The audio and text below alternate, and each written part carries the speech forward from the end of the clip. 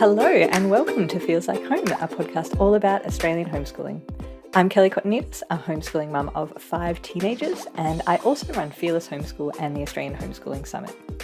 Now, homeschooling is a whole new way of life and learning, and it feels like home. I bring you useful tips, stories, and ideas from homeschooling parents just like you. We share strategies for dealing with the highs and the lows that homeschooling brings, and for transforming challenges into opportunities for learning and connection with your family. We want to help you to create a homeschool and life that you love because it is definitely possible. So, let's get started.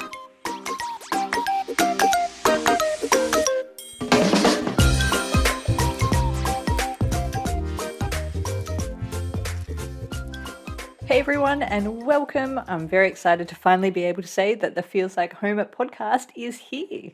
Now, as with most big ambitious projects I take on, I vastly underestimated the background work, but it is done, it's here, and I think that you're going to love it. If you do, can you please do me a favor and follow and leave a review on Apple Podcasts or whichever platform you are listening on? Apparently reviews are really helpful in getting it out there to new listeners, so thank you if you take a few minutes to do that. So for our first episode, I'm chatting with Lusi Austin about homeschooling through all of life's challenges. Her challenges have included, and still include, multiple chronic illnesses, neurodiversity, extended and unexpected house renovations, and her husband working away. Yet through all of the above, she has continued homeschooling her 5 children, and she shares her learned the hard way strategies for getting through the tough times. Lusi has been a popular contributor to the Australian Homeschooling Summits. So in 2020, she presented about navigating neurodiversity, responding to those comments that we all get, and she also did a few bonus sessions about intentional self-care and creating your homeschooling focus. In 2021, her workshops are about homeschooling with chronic illness and engaging reluctant riders, and she also did a session chatting with her homeschooled teens, which I feel demonstrated the comfortable and friendly relationship many of us have with our teens pretty well. On her own site, That Homeschool Life, Lusi has dozens of useful articles, and I think Lusi has a real knack for being inspiring and reassuring at the same time. She also has a new membership option that includes a fantastic community forum, a huge resource library of ebooks, and printable templates that cover everything from menu planning to story writing. And as part of the membership, you can even request printables and Lusi will make them up for you. So recently I've seen some Minecraft planning sheets, a template that helps kids write reports, so things like research, brainstorming, and note-taking, and a what's in the box sheet. And finally, she also has a course for parents of reluctant writers. So if your child just does not want to put pen to paper or fingers to keyboard, you will probably find a solution in there. So please make sure you head over and take a look through That Homeschool Life. The link will be enough from me. Let's go chat with Lusi. Hey, Lusi, and welcome to the Feels Like Home podcast. Thanks, Kelly. Thank you so much for having me. All right, so can we start off with a little bit about you and your family? You can just tell us a few things about your homeschool, your family, where you live, all that kind of stuff. Yeah, absolutely. So myself and my husband, we've been married for 20 years. That's Brett. And we have 5 children, ages 19, 17 and a half, 15 and a half, 9. Oh, no, I left one out. Sorry, 11 and then 9. That's terrible. 5 children. So, yeah, ages from 19 down to 9. I love how once you have more than, say, about 3 children, we start forgetting Isn't them. that terrible? That's really, really bad. They always have that joke like, "Oh, you left one out, Mum. Sorry about that, kids." So, yeah, we've been living out in the Central West of New South Wales for the last kids. So, yeah, we've been living out in the Central West of New South Wales for the last 8 years, and we absolutely love it out here. And, yeah, we bought a little house out here and have some chooks and some fruit trees and some olives and olive trees that we get our olives from. So yeah, it's a really nice simple life that we have. We have a mix of kiddos with neurodivergent needs. So we've got a couple of autistic kids and ADHD thrown in there and dyslexia and things. So I've got some chronic illness issues, and yeah, we've had a fairly interesting kind of story as a family, and homeschooling has really played into that well. Yeah, so obviously, just from what you've said, and I know there's more, you know quite a bit about dealing with everything that life throws at you while homeschooling. So, can you tell us a bit more about that and the sort of challenges you faced? Yeah, absolutely. So our homeschooling journey started off pretty smoothly. We'd had a couple of things prior to us actually starting homeschooling. I'd been diagnosed with my first chronic illness when I was 25, so that's about 15 or 16 years ago now. And we'd had our first son diagnosed being autistic. I'd had a bad back and some hard pregnancies and things, but generally speaking, life had been going along okay. And our son was only allowed to go to school for an hour and a half a day at that stage. And so we made the decision that was to support his needs with autism and behavioural issues that he was having at the time. And so, yeah, we made the decision to homeschool all of the kids. And around about a year later, Brett took a redundancy from work. And we were, of course, in the throes of therapy life and psychology and, you know, all the complications that come with that. And our fourth child was born. And over the following couple of years, she was also diagnosed as being autistic and having SPD, sensory processing disorder. She didn't actually see me at first as her mother, so we made the decision to homeschool, you know, her as well, to continue on with the homeschooling journey. And by the time our fifth was born, bought our first house. This is the house that we currently live in, but we didn't realise it needed as much work than it actually did, and so it was actually unlivable for the first 12 months, and that meant Brett had to travel back and forwards from the Blue Mountains, where we were living at that stage, out to the Central West, which is about 3 hours each way. And yeah, he would have to come out here with his dad or his sister or my dad and try and repair the house, leaving me essentially at home with five kids, three of whom were autistic, and you know, lots and lots of meltdowns. And yeah, it was a pretty full on time for us. Our fifth son, first 3 years, he literally screamed every single day, and so it was, those times were really, really quite full on for us. Oh, that sounds crazy. So, you were homeschooling, you had 5 children, including little ones. You were a single parent during the week, and you had therapies and all that other kind of stuff. And also, obviously, you had to make sure that you all ate and, you kept the house at a reasonable Yep. level of hygiene and all those normal parenting Yeah, it's things. really a quite a difficult time of our life when we look back on it, and you know, just even packing up the house to try and get rid of things and try and transition out to the country. It was a pretty full on time for us all. But yeah, we really had a couple of good years when we landed here in the Central West. And then our eldest, who is neurotypical, yeah, she was about 14 at the time, and she was also diagnosed with the autoimmune disease, which is a bleeding disorder that I had had when I was 20 with that at 14. And she was unresponsive to the treatments, unfortunately. So we had to travel down from here back to Sydney and down to Westmead and have lots of treatments down there. And we'd opened a shop in the meantime, a little vintage and retro store, and we were balancing that with homeschooling as well. So we had to close that shop, which was a really, really tough time for me emotionally, because it had been a dream that I'd had to have a shop like that. And I'd made a lot of friends there too. So closing that store was pretty difficult. And Brett then had to leave town to find work and was living away during the week again, another couple of days a week, and then coming home on weekends. And then about 2.5 years ago, I was diagnosed with river virus and eventually systemic lupus. So, yeah, that's where we're at now. There's quite a lot of challenging life situations, and it appears like you've pretty much tried them all. Yep, just one of those don't do things by halves kind of people, I guess. We actually are people who really dislike drama and just want to live really calm, quiet lives. So it has had its challenges, definitely. But I think one of the good things that has come out of it is just realizing that everybody has a really rough road and at some point or another, and everyone has their fair share of ups and downs.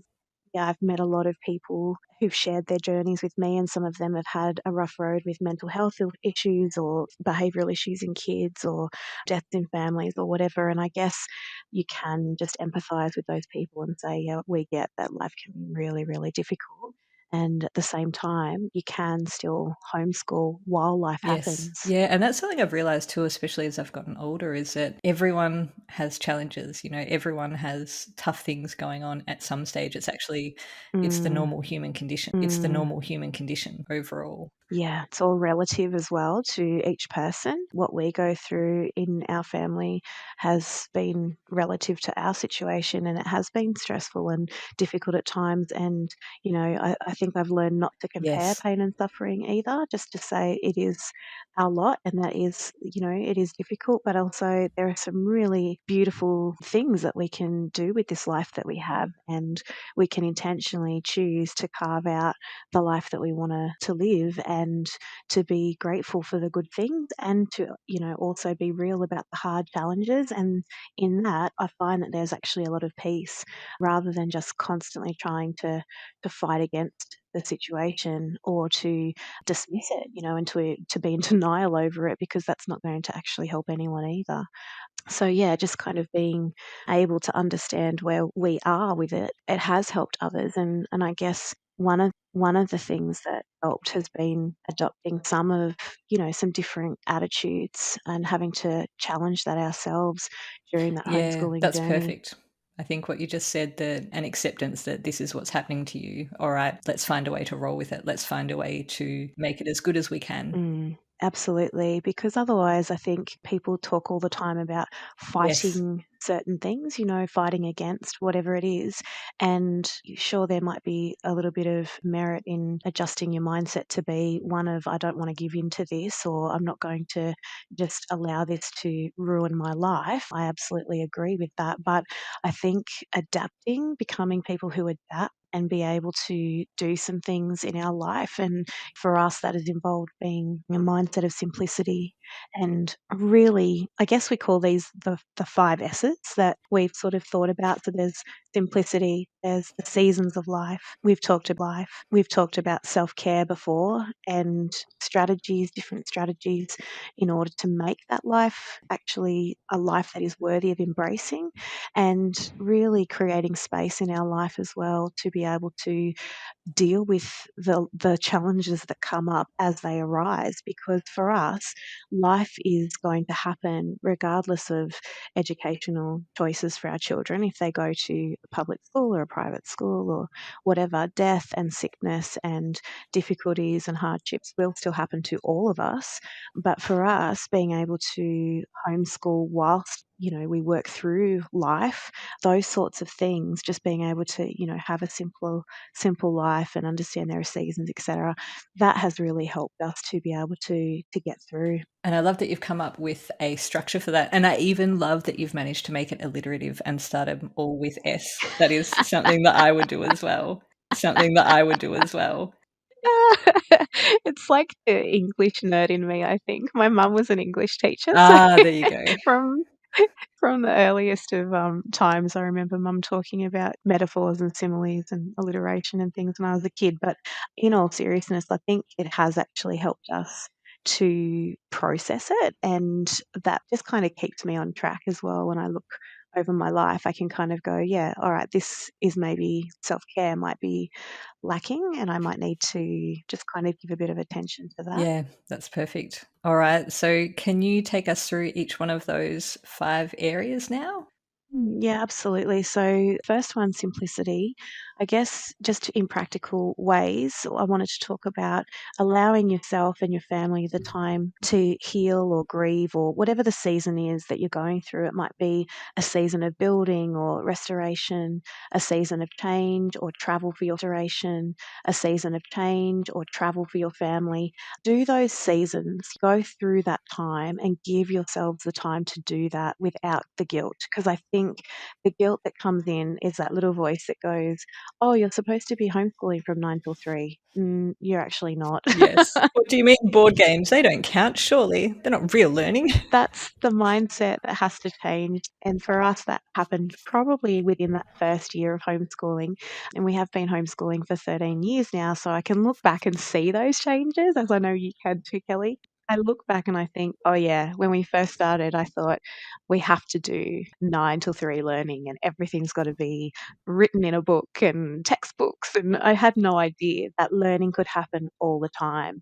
And as soon as I adopted that mentality, that if the kids are baking, if they're playing a board game, if they're using the sewing machine, even if they're gaming or whatever they're doing, playing on Minecraft, it might be that they're building. My son was building on Minecraft last week, and we'd been doing some medieval studies, some Middle Ages kind of learning during some book work that we'd been doing during the week. And anyway, he came to me and he said, "Oh, look what I built!" And so he showed me this whole video of this hut that he'd built, and he was saying, "Oh, this would be." They built them out of wood, and there was a thatched roof, and so I see how learning crosses over all the time, and I just think that's a beautiful thing. So when you think about simplicity, you're thinking that learning happens all the time, that you can keep your activities really simple and record anything that remotely looks like learning. So even if you're doing what we call lounge schooling or bed schooling, because with chronic illness, sometimes that's where I have to be, we just see that learning can happen all the time. So just get into that habit of having a little template or a piece of paper or something nearby where you can write down some of those paper or something nearby where you can write down some of those activities that the kids did. So if they played Monopoly, if they did that game on Minecraft, if they sewed something on the machine, or they got out a maths game, or whatever it is they were reading next to you on the lounge, what were they reading? Write down the name of the book. And I've got some templates that I've prepared as well for that we can talk about and people can find.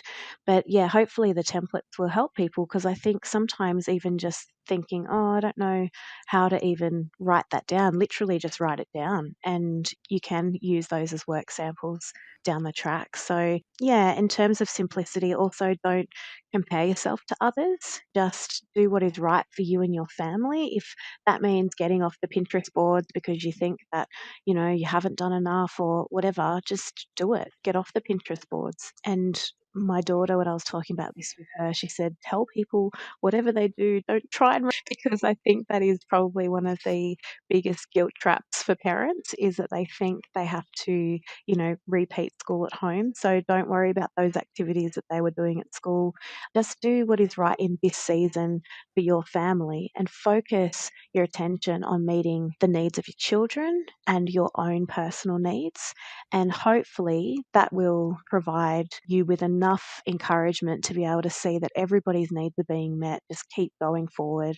Yeah, so that's probably the biggest things. And I guess the last thing under simplicity would probably be just really celebrating rhythm over structure. So instead of assigning time to things, just think about the flow of your day. And okay, we get up and we eat breakfast, and then, we might do some reading together, and we might do some morning tea after that, or whatever the rhythm is that you need for your family. Maybe focus a bit more on rhythms rather than on structure. It's really good because structure is really hard to maintain. I know for us, Mm, it's quite hard to maintain. If I say, okay, we're doing this at 8 o'clock tomorrow morning, then guaranteed someone will yes. sleep in or something else will go wrong. So just going with how we normally live works. Exactly. Yeah, I find structure it's pretty much guaranteed to work for about 2 days in our home. We go, yes, we're committed. And after the 2 days, we go, something comes up, like you say, someone's in or someone's sick or there's a knock at the door, and I'm just like, oh, I can't keep this up. So I think that's the purpose of rhythm, is really, like you say, finding what is naturally those rhythms are that are naturally coming to you and your family, and they're not going to be the same as our family or somebody else's family, and it's totally okay.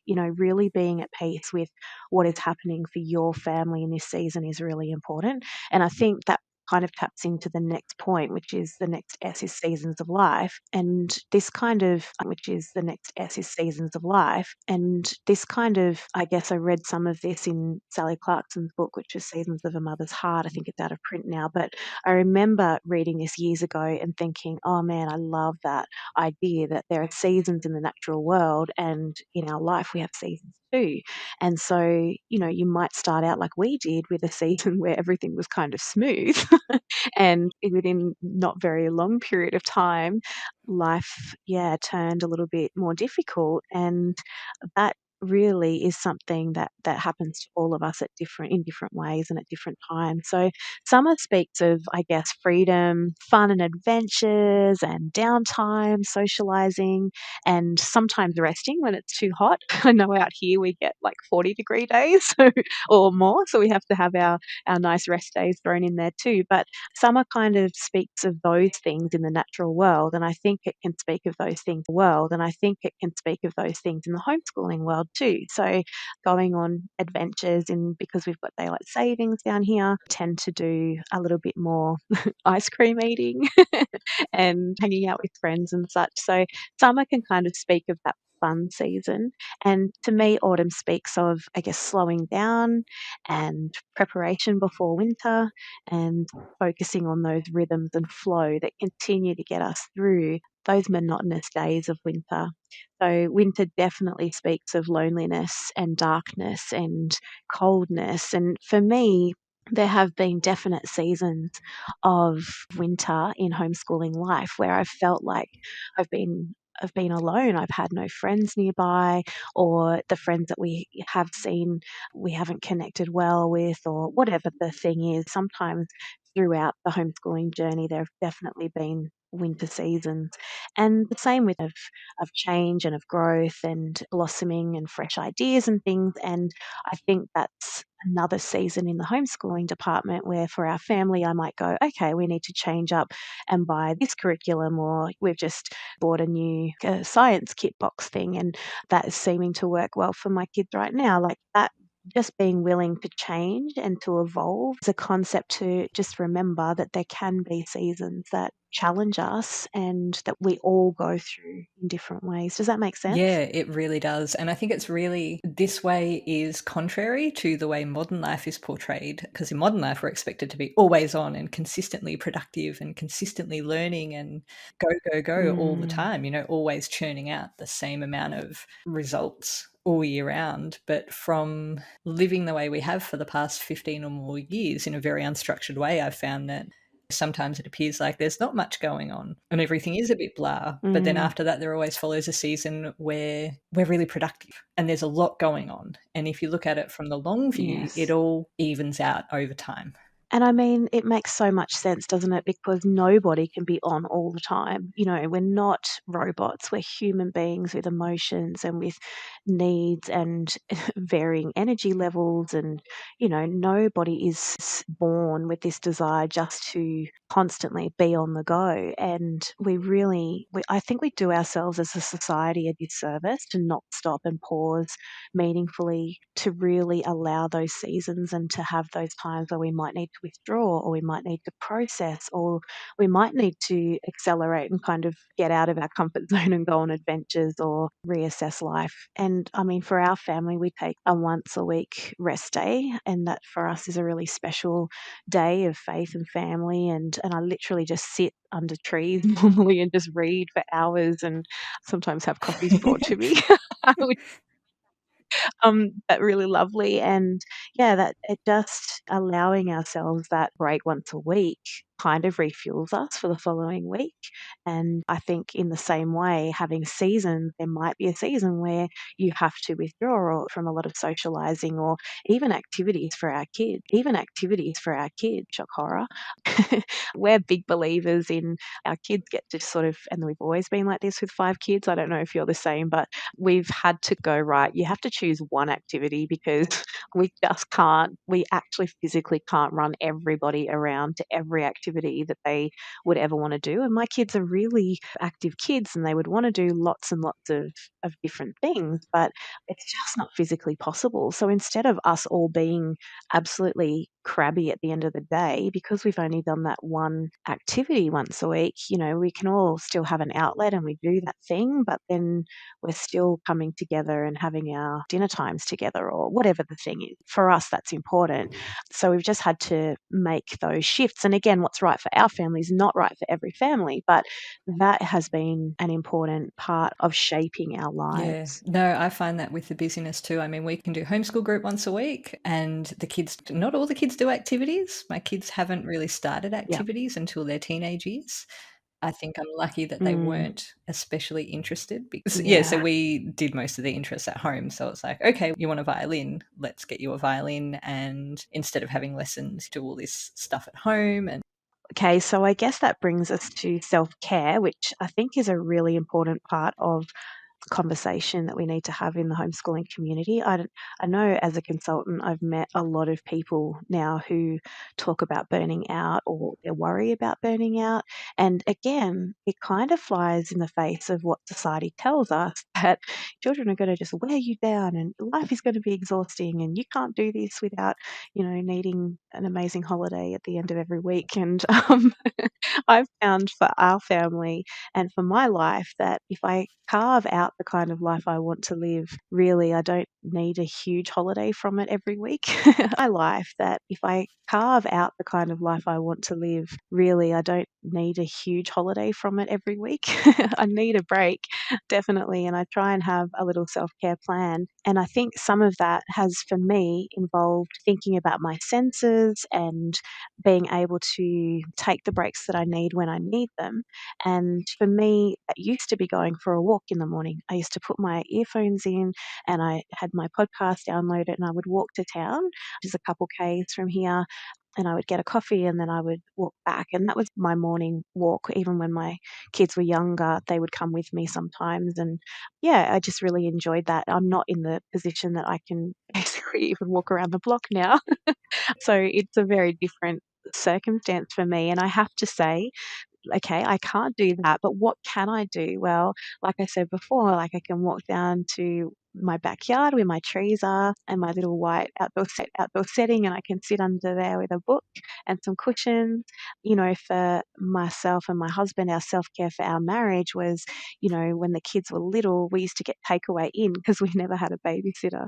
And so we would get takeout in and we'd have Chinese around in the lounge room, just the two of us, sometimes light a candle or something like that. So I guess self care is just asking yourself questions like, what are some of the things that really fill up your cup? Think about what gives you joy and pleasure. And if those things were removed from your life, if you don't know what it is, sometimes you look at your life and you think, well, if I didn't go for that walk every day, yeah, I probably would be a little bit more depleted than I am. So that is a sign that that is one of the things that I guess fills your cup up. And, you can ask yourself if you used to have a hobby before. I know of people who say, oh, I used to paint or I used to write. Well, what's stopping you from doing that? Carving out some time in your week to do that. So self-care is really something that we can be proactive about.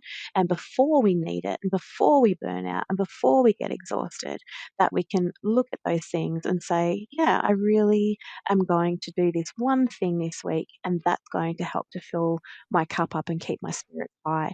So for me, one of the things that I do, which a lot of people would see as probably very wasteful, but most weeks I go down to Aldi or some shop and I buy myself a $5, $10 bunch of flowers and I just have them in the middle of the table and I just love looking at flowers. And I know that that seems silly to a lot of people. They're probably like, why would you do that? That could be spent on so many other better things. But for me, that actually feels something in me when I'm in that back room every single day. And it just makes me smile. So I see these things in self care as investments rather than just expenses.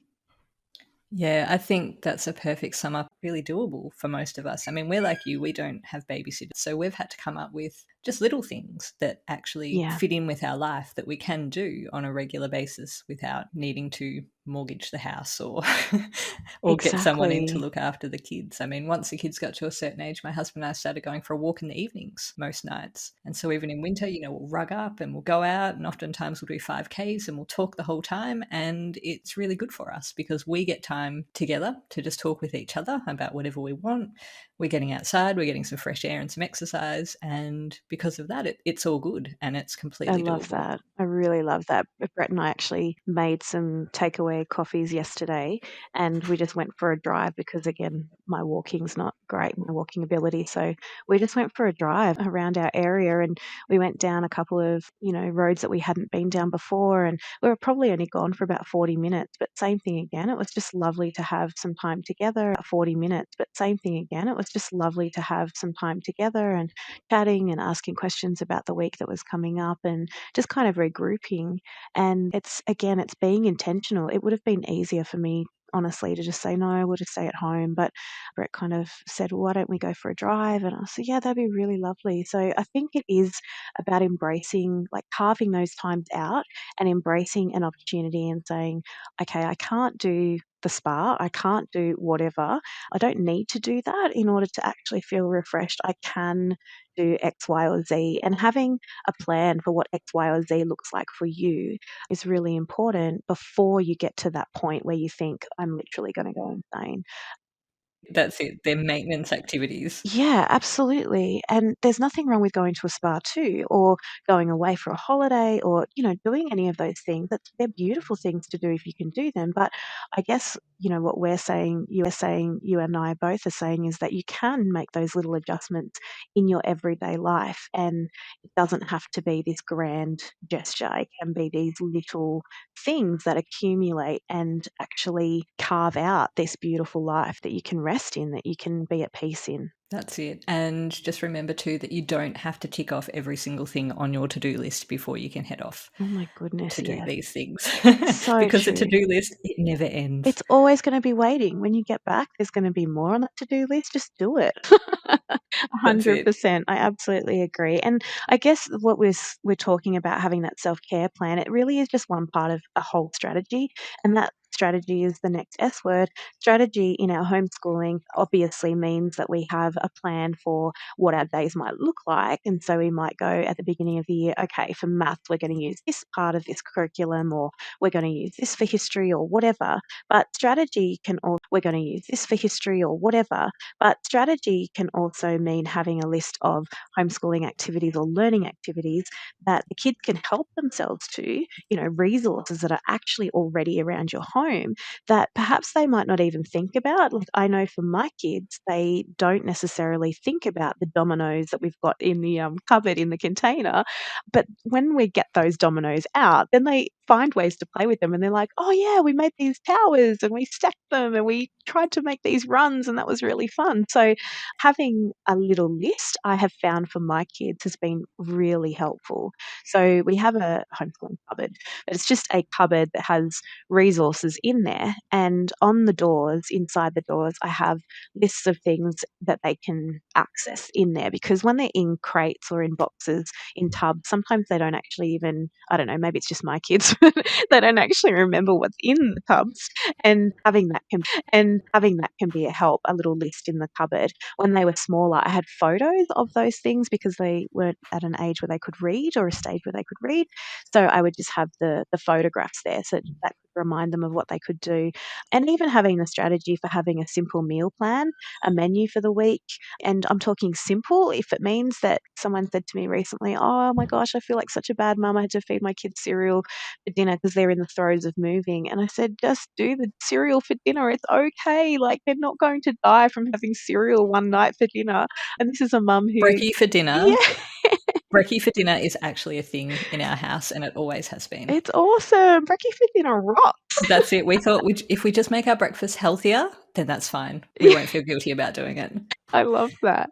And I think that's honestly, this guilt thing, we really need to rid ourselves of the guilt thing in homeschooling and in parenting in general. Just being able to say, that's okay. It's not our everyday dinner that we have. We have normal food and we have good dinners on other nights. It's just that this dinner tonight has to be something that's really easy for us, because I can't, whatever the thing is, that you're going through. It might be that you've buried a parent, or you've come back from visiting in a nursing home, or who knows, life happens, and we just have to be able to adapt and move with that in the best way that we can. And sometimes that best way is totally cereal for dinner. So just be okay with that, and know that it's not a forever thing. It's just this is what it is right now. And if it's a forever thing for one night a week, who cares? That's fine. Your kids are getting their nutrients other ways. It's totally okay. That's it. No one's going to get malnourished. And I remember reading a story from someone saying that she loved these put together dinners that her mother would make sometimes, and there'd be maybe chopped up fruit and some tinned veggies and a few other pieces. And it was only when she became an adult that she said to her mum, "Oh, I used to love those dinners." And her mum said, "That was what I did when I had no time and no energy to actually make you a real dinner. And I always Yes. felt guilty about them." And she said, "No, I thought they were the best thing ever." Isn't that so true? I feel the same way, even with our kids saying things. I mean, my mum, I remember we had a meal like that once, and I said to mum, "Oh, I loved that Vegemite soup that you made." And she said it was literally a couple of tablespoons of Vegemite in hot water with bread. But because mum talked about it the way she did, "There's this amazing soup we're having tonight." I thought it was some really fancy recipe, and it was literally some Vegemite in some. I mean, we had that very rarely, but I Yeah, yeah. remember the Vegemite soup night. It's so funny though, because those stand up to me as beautiful memories because of the connection around them Yes. rather than the actual thing itself. So again, if you're present with your kids and you're trying to help them in growing in, resilience and independence, they can go fend for themselves and they go to the cupboard and they get themselves some nuts and some whatever else is in there. Well, that's still a good skill for them. They're not going to die from that. So I think that we need to see that bigger picture, as you were saying before, Kelly, that when you look back on the years of homeschooling and the years of parenting, that you see, yes, there was a hard season or there was a difficulty here or financial hardship or whatever, but you look back and you say, yeah, it all had its place and they have all contributed to us being the people that we are now. Yes. I love that emphasis. Whatever has happened to us has made us who we are now. Yeah. And I think in terms of strategy, making sure that whatever you do is really sustainable for the long term. Again, what we were saying with self care too, you want this to be long term kind of investment.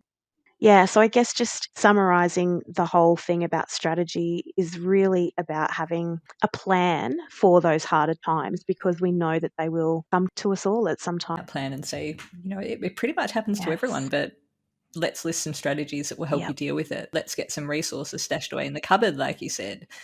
Let's get some meal planning and all that sorted absolutely. now. Let's get some independent skills organized now, because that way, when those times hit, because they generally do, you will be really well set up to deal with them. Yeah, so spot on. And I could never have imagined that the season that we are in now, and I mean, I'm grateful that my kids are older, that they're not babies, but I could never have imagined that all that kind of the instilling that we had done in them of coming with us grocery shopping and menu planning and learning how to cook simple meals. And I really could not have realized the important part that would play in our lives now because all of my kids are able to be not just self-sufficient, they contribute into our family in keeping it afloat. It's not just, oh, you're sick, mum, and you just have to do it. Everybody's a team player and everybody knows their role, and that is really their role, and that is really important in relieving the burden for me, but also for Brett. And everybody can just carry on with their normal workload. So when I get off today, I've said to the kids at some point today, we all need to have our menu that we cook once a week. Each person cooks once a week here, and so we have to have our meal sorted so that when I get a chance today, we'll do the menu plan, and then we'll do the grocery list, and then we'll do the shopping. So I think that has definitely helped us, yeah, over the time. And the last thing really is spaces, looking at spaces and thinking about the spaces that we have in our home, and really, have we got quiet spaces? Have we got spaces that honour the needs of each of us? It might be that you need to chuck a bean bag in a room so that a child can go and just sit there quietly and have some downtime. And for you, it might be that you need a space to just unwind in a corner and have a cuppa. And even in a community, been using our local parks and galleries and walking tracks and adventure playground sort of spaces that we can really utilise well when we are feeling like we're in a really hard season. And don't forget to carve out space in your calendar to do nothing. Again, going back to what we were mentioning earlier in the seasons of life, that you really need to create a space for rest. And in that space of rest or boredom or whatever for you and for your kids, sometimes that's the place where the sparks actually start to find out what our passions are. And I think that just really is very important. Perfect. Yeah, just having space to let your brain wander, having that space and that time Yes. to experiment, think about things. And Okay, so you mentioned along the way that you have created a special printable collection to go along with this podcast, and I've seen it and it's gorgeous and it's really useful. So can you please tell us what's in it and where people listening can find it? Thanks, Kelly. Yeah, there's a template pack that and so in there are templates for record keeping and for menu planning. There's an observation sheet that you can make some notes. It's got prompts on it already to see if your child's kind of engaged in one of those learning activities we were talking about. It's got a self-care plan sheet and a what can I do activity sheet that you can just kind of list some activities on there that are already in your home. And people can find that by going to my website, which is www.thathomeschoollife.com.au. And there's a little tab on there called freebies, and people can just go along to the freebies tab and just download it from there. Fantastic. And you've got lots of other printable PDFs and templates and other really good freebies too. So if you are listening and you struggle with the blank page and what to put on it, definitely head over there and check out Lusi's resources because they will help you get started. All right. So Lusi, you've been through quite a bit in this session. Can you please sum it up for us? Yeah, sure. Look, I think those 5 S's of simplicity, seasons of life, self-care, strategy, and spaces are really helpful for people to think about how to navigate these difficult seasons of life. And really, I guess if I had to put it into other words, I would say just keep things as simple as you can and meet needs where possible. Always think about prioritizing connection and relationship over everything else. Focus on things that can actually control rather than on being swallowed up by what you can't control. And go with the flow, find your new normal, create those rhythms that anchor you and your family. And remember to look after you as well during these seasons of life because they happen to all of us. And hardship, remember, builds amazing life skills like resilience and empathy and the ability to persevere. So if you're going through a hard season, just remember that you're not alone and keep going. It's beautiful. Thank you so much for coming on with us today, Lusi. Kelly. I don't know about the rest of you, but I always feel calmer after chatting with Lusi. Her approach is just so practical and accepting. And I hope that if you're facing your own challenges, which nearly all of us do at some stage, that this episode has shown you that you can get through it and has helped you to drop some of your unhelpful perfectionism or unrealistic standards and know that being more realistic and working with what you have is most definitely good enough. If you like Lusi's approach, then please head over to her website at thathomeschoollife.com.au. Read her articles, check out her membership, all that sort of stuff. There's lots of good things over there. So thanks so much for joining us for the very first episode of Feels Like Home. I will chat with you again next episode. So until then, happy homeschooling.